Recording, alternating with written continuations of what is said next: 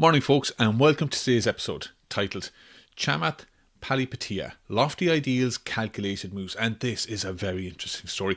You'll know him, or most of you anyway, will know him from the hugely popular All In podcast. But his background and his story is very, very interesting. At just 26, he was promoted to head AOL's messaging platform. He then spearheaded Facebook's growth, joining them in 2007 and helped grow Facebook from 15 million users to 840 million. He bought 10% of the Golden State Warrior basketball team for just 25 million. And he also became the public face of SPACs, a move that really tarnished his reputation. And in just the last few weeks, he made billions from a very early AI investment. It's a cracking story. Enjoy. So, Chamath Palihapitiya, he was born on the 3rd of September 1976 in Gal, Sri Lanka. And his father, he worked as a government civil servant, but at that time, Sri Lanka was edging toward ethnic conflict. And within a few years, the country would be engulfed in a civil war. And so in 1982, at the age of 6, Palihapitiya's family escaped by immigrating to Canada, and his father secured a post at the Sri Lankan High Commission in Ottawa. So for a few years, they enjoyed a middle-class life. But Palihapitiya's father struggled with alcoholism, and after his diplomatic posting ended, he struggled to find work while his mother took low-paying housekeeping jobs. So the family lived in a cramped apartment, and by his early teens, the household was subsisting partly on welfare. And friends from that time recall that young Palihapitiya had an intense focus, and he also began developing a real ambition to succeed in business. And this is a quote from him: "As a child, I dreamed of striking it rich and obsessed over the Forbes billionaire list." In 1995, Palihapitiya enrolled at the University of Waterloo, where he studied electrical engineering and graduated in 1999. This was at the height of the late 90s tech and dot-com boom. However, rather than joining a tech company immediately, he worked as a derivatives trader for a year, but he got bored with that and he decided he did want to get into tech, so he moved to California. He applied and got rejected from Google, eBay, all of the big tech companies, before eventually landing a job with Winamp. This was a popular MP3 player at that time, and they had just been bought by AOL. Now, AOL at that time was just about peaking, but Palihapitiya described the AOL culture as really stifling. Here's a quote from him: "AOL did more to negate progress than any other company I've seen." Despite this, Palihapitiya, he thrived in AOL, and in 2004, at just 26 years of age, he was promoted to vice president in charge of AOL's instant messaging division. And this was a huge part of AOL's business, because this was an online PC-based messaging service, and it was used at that time by about 20 to 30 million people daily.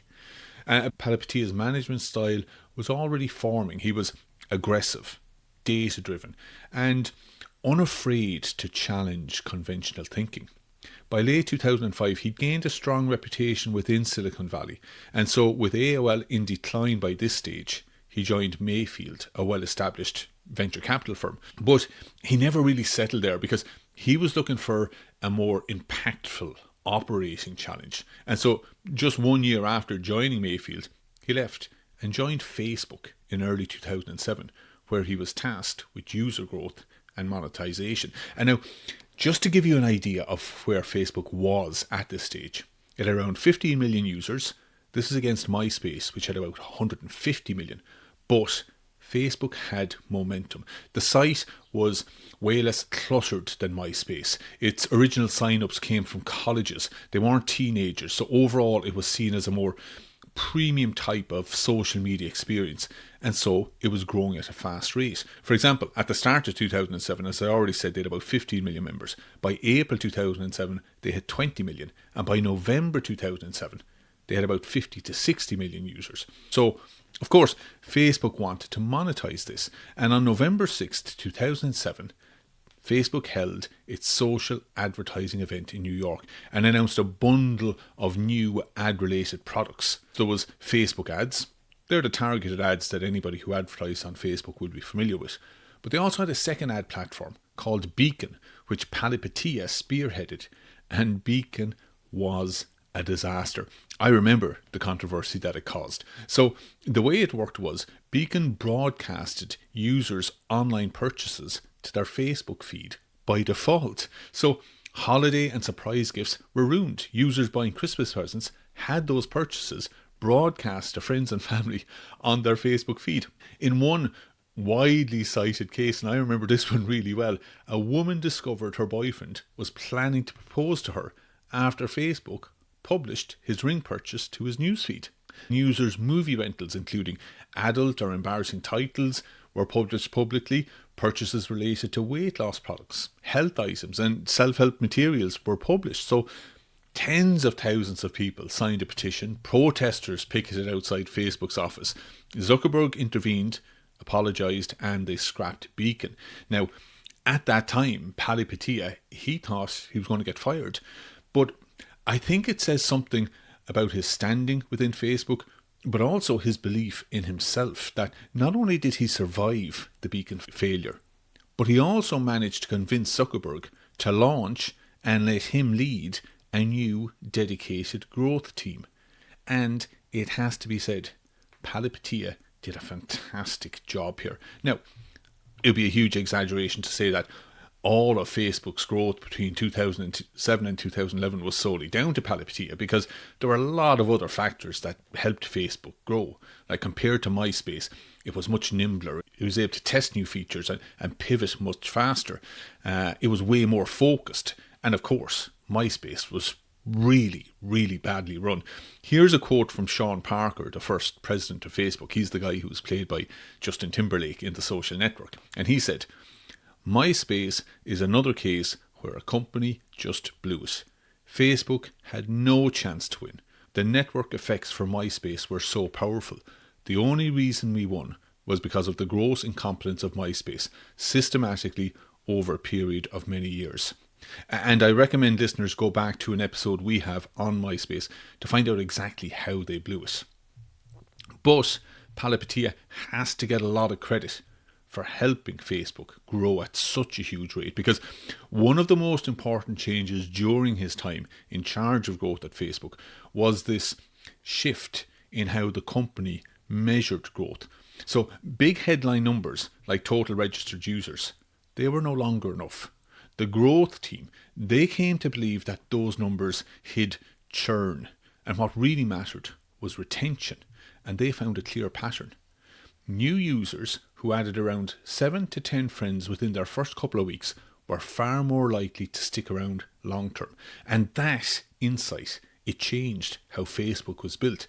Tools like People You May Know and contact list importing, they were prioritised, and the results were dramatic. By late 2008, Facebook had passed 100 million monthly active users, more than doubling in a single year. Growth accelerated throughout 2009 when Facebook overtook MySpace to become the world's largest social network. And Palihapitiya also pushed hard for early investment in mobile, a bet that would prove very, very decisive. So to give you an idea of the revenue growth, it grew from roughly 150 million in 2007 to about 3.7 billion by 2011. Inside the company, his style was intense. He demanded speed and results. Colleagues later described a very high-pressure environment. One former employee later described the approach as brutally effective but not sustainable for everyone. Still, the numbers were hard to argue with. By mid-2010, Facebook had more than 500 million users. And the growth, it validated Palihapitiya's approach and earned him Mark Zuckerberg's trust, which made what happened next really surprising.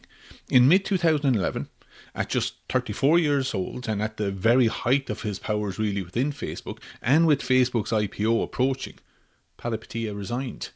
Officially, he said he wanted to return to working with startups. Unofficially, people inside the company said that he had grown frustrated with Facebook's hierarchy. You see, Sheryl Sandberg joined as COO in 2008, and she set about turning Facebook into a disciplined, scalable business. Process, alignment and predictability started to matter. Palihapitiya, though, he represented the original hacker ethos, aggressive, abrasive. And when he left Facebook in 2011, he sent an email titled, "Don't be a douchebag." And while not naming Sandberg explicitly, the memo is widely interpreted as a critique of the corporate culture she instilled.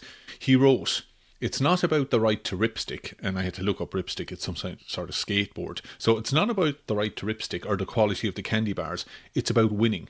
Everything else comes second, a distant second. Now, upon his departure, Palihapitiya and his then wife, Bridget Lau, they co-founded Social Capital, a venture capital firm with a mission to marry profit and social impact. Here's a quote from Palihapitiya in relation to the mission. He said, "To advance humanity by solving the world's hardest problems."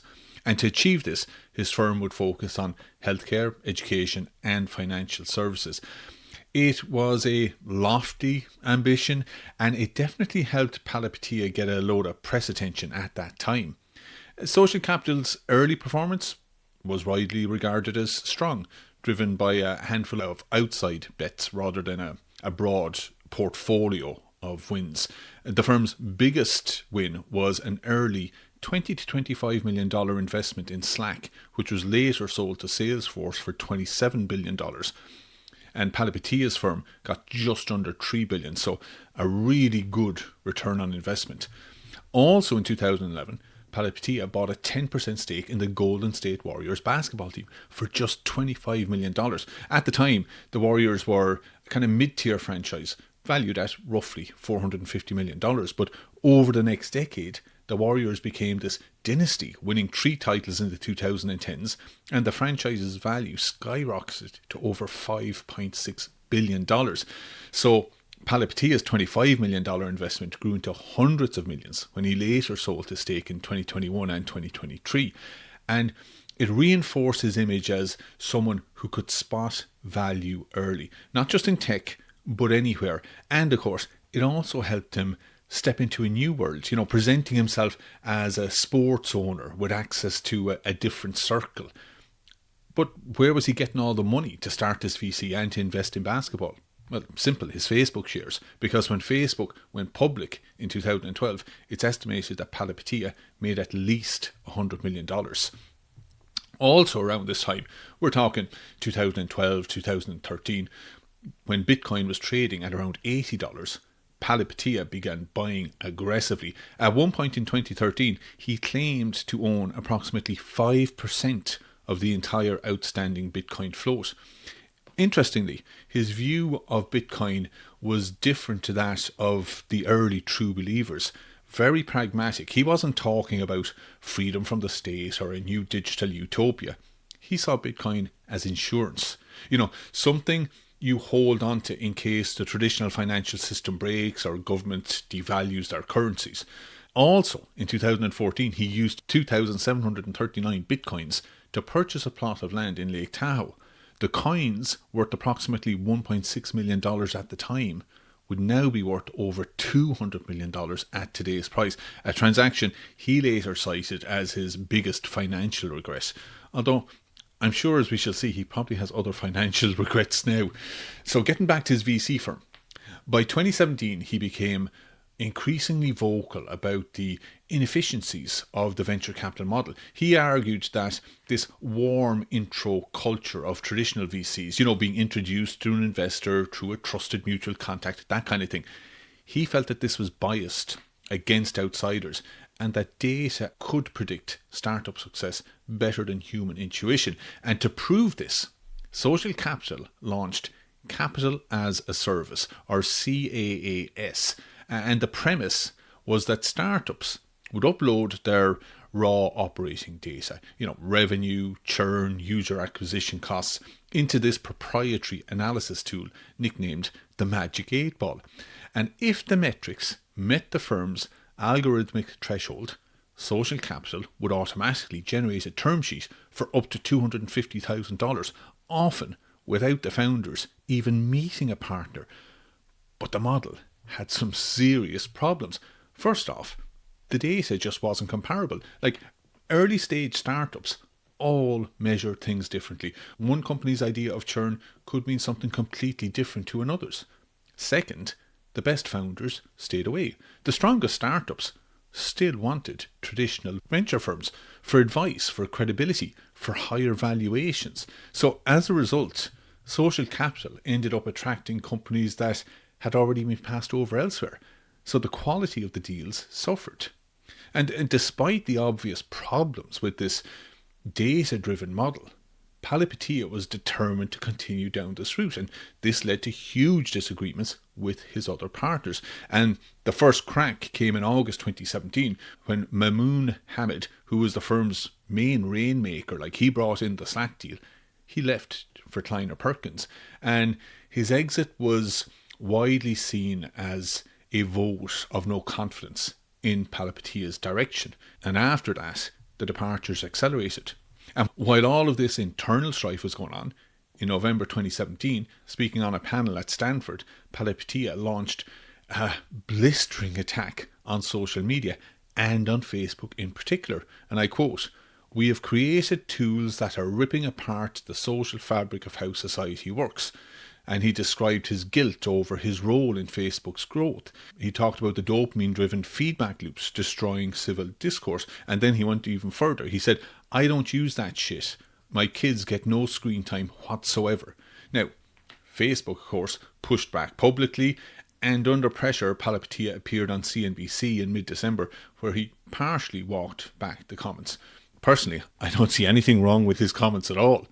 Now, at the same time, his personal life was unravelling. In February 2018, he filed for divorce, and around the office he was increasingly absent, spending long stretches in Europe with his new girlfriend.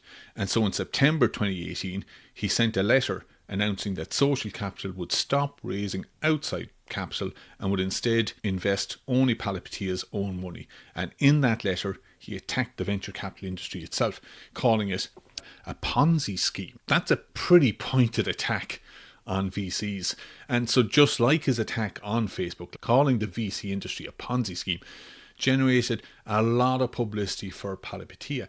And I think this was when he started to realise that he would be better off operating basically as an individual brand. The publicity he had generated over the years had grown his Twitter account. He was increasingly appearing at conferences and on TV. Basically, he was speaking directly to founders and to retail investors. And financially, that shift worked extremely well for him, because this is where he attached himself to SPACs and became their most visible champion. So a bit of background. SPAC, SPAC, it stands for Special Purpose Acquisition Company. And in simple terms, it's a shell company that raises money first, then goes looking for a private business to merge with, taking that company public without a traditional IPO. And SPACs, they'd existed for decades, but they were seen as dubious because they allowed companies to go public with far less scrutiny, weaker disclosures, more optimistic projections. So unlike a normal IPO, which is, tightly restricted to historical financials, SPAC mergers are treated as acquisitions. And that loophole allows sponsors, they're the people who get the SPAC together, to sell a story about what a company might become in 5 or 10 years down the line. Now, the role of these sponsors is another contentious part of SPACs. The sponsors would usually buy founder shares for a tiny amount of money, often around $25,000 in total. Once a merger closed, those shares converted into roughly 20% of the company. So for retail investors buying in at the standard $10 IPO price, which is the standard price for shares in SPACs, the stock obviously has to rise to make money. But for the sponsor, the deal just has to close, because even if the share price collapses, they could still walk away with millions because they basically got their shares for nothing.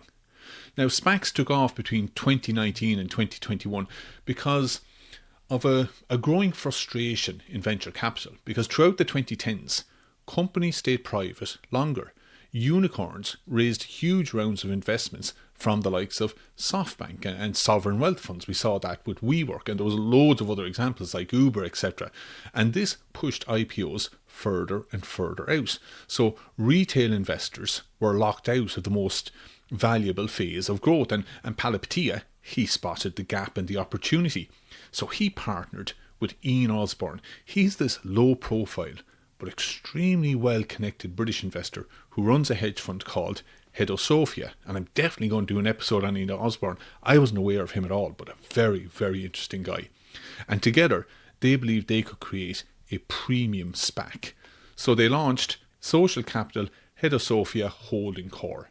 And their first big SPAC deal came in October 2019 when Social Capital Sophia 1 merged with Virgin Atlantic, Richard Branson's space tourism company.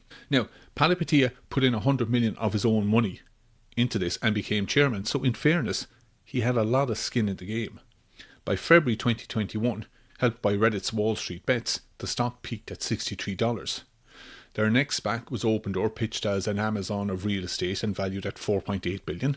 Then Clover Health, pitched as a tech-driven Medicare insurer, valued at $3.7 billion. And the final major deal was SoFi, a financial services company, valued at $8.65 billion. So for a brief moment, it all looked kind of unstoppable. Now, we have to take into account that a lot of this was happening during COVID, at a time when meme stocks and retail trading was booming. So grabbing people's attention and having a platform was really, really beneficial. And of course, Palihapitiya, he understood this. He was very prominent, being interviewed on TV about his SPACs and even earning the moniker the SPAC King. And he leaned even further into this in March 2020 when he co-launched the All In podcast alongside his poker buddies Jason Calacanis, David Sachs and David Friedberg. Now, my take on the All In podcast: if you want great insights into Silicon Valley, into Bitcoin or AI or any kind of tech investments, then these guys, they are at ground zero and they can give some great analysis. I'm not saying they're always right, but I mean, who's right all of the time? But they definitely have their finger on the pulse in relation to the tech sector. But I stopped listening to the podcast because they talk way too much politics. Not my cup of tea, but they have a lot of people who love the show. Palihapitiya, I think, is very good on the show. He's a very effective communicator, forceful, he's comfortable with confrontation, and crucially for him, the show launched and became an immediate hit just as his SPAC deals were pushing him into the public spotlight. And that visibility exploded in April 2020, a month after the podcast launched, when Palihapitiya appeared on CNBC's Fast Money Halftime Report. And the conversation, of course, it turned to government bailouts. This is just when COVID was happening, and their bailouts for airlines and for the hedge funds that have investments in airlines. And Palihapitiya was pushing to let the airlines fail, saying that it would only impact rich hedge funds and CEOs. And he was saying that the airlines would go through bankruptcy process and the employees would keep their jobs and their pensions. Now, look, he wasn't completely wrong. In the US, airlines can keep flying through bankruptcy. But I have an issue here because he hugely understated the human cost. Like everybody knows, bankruptcies mean layoffs, pay cuts, pension losses. The airline history is littered with all three. It was just populist and it made for a powerful soundbite which went viral. Millions watched it. And by publicly attacking his own class, Palihapitiya was positioning himself as a billionaire willing to side with the ordinary investor, exactly the type of audience he was selling his SPACs to. But as we entered 2021, cracks began to appear in this SPAC strategy. First came a report from the short seller Hindenburg Research. Remember, we mentioned them in a Danny. I think we mentioned them in another episode on short sellers. I'm definitely covering them. So they did a report into Clover Health, alleging the company was under an active Department of Justice investigation, something not disclosed during the SPAC merger. And Hindenburg argued that Palihapitiya had either failed at basic due diligence or misled investors. And suddenly, the questions weren't just about Clover now, but about the standards behind the whole SPAC machine. And then, while publicly encouraging investors to stay the course, Palihapitiya himself began reducing his own exposure. In March 2021, less than a month after Virgin Galactic peaked, he sold his personal stake for around $213 million. He cut back on his open door position. He sold part of his SoFi holding. And the pattern, it was hard to ignore. Long-term optimism in public, but exits near the top in private. And retail investors in his SPACs faced losses anywhere from 70% to 90%. So it's no surprise that the phrase pump and dump began to attach itself to his name. By late 2022, the SPAC boom was over. Palihapitiya says he lost money on SPACs, and on some later bets, that's true. But by the time those losses showed up, according to reports in the media, he'd already taken hundreds of millions off the table. So, yeah, he did okay financially, but his reputation took a significant hit, and rightly so. Now, over the years, Palihapitiya has shifted politically. And look, I try my best to stay out of politics in this podcast. There's enough of it in nearly every other podcast. But if the subject of my story gets involved in politics publicly, then I kind of have to cover it. By 2023, he'd aligned himself with the tech right, as they're called. These are investors hostile to regulation, sceptical of DEI, supportive of crypto. And in June 2024, he and David Sachs co-hosted a Trump fundraiser and they raised $12 million. And look, he's entitled to his political stance. He's also entitled to change his political stance. And it has changed significantly. For example, in 2016, at a conference interview, Palihapitiya gets asked about Peter Thiel's $1.25 million donation to Trump. And remember, this is 2016, and Thiel was the first major tech investor to publicly back Trump. When Palihapitiya was asked if he would fire a partner or kick a board member out of Social Capital for making a similar donation to Trump, he said, absolutely. And he went further, and I quote, "If you want to be part of my community, you have to share my values. And I don't think his, as in Trump's values, are the values of my firm." Now, that was 2016. And the fact is that since COVID, he's been very public and vocal about his changing stance. And I'm not talking about policy issues like regulation and crypto, but on social issues like DEI. And while I might not agree with his views on a lot of these issues, as I've said many times, let's try to respect each other's differences without turning it into a polarising shouting match. And he's entitled to change his opinions on many issues. And if they align with the president's opinions, then so be it. 2024, Palihapitiya launches 8090. This is an incubator that builds cheap clones of expensive enterprise software. He's betting that the era of high margin SaaS, or service as a software, is over. AI and cheap labour mean enterprise software can be rebuilt, as they say, at 80% as good, 90% lower cost, hence the name 8090. In 2025, he went back into SPACs with American Exceptionalism Acquisition Core A. This is a blank check company designed to merge with private companies in defence, energy and AI sectors. It's a different structure to his previous SPAC ventures. Sponsor shares only vest if the stock rises 50%. And the prospectus more or less states that this is not a safe investment. It's not like a casino. So complete contrast to the early 2020s hype.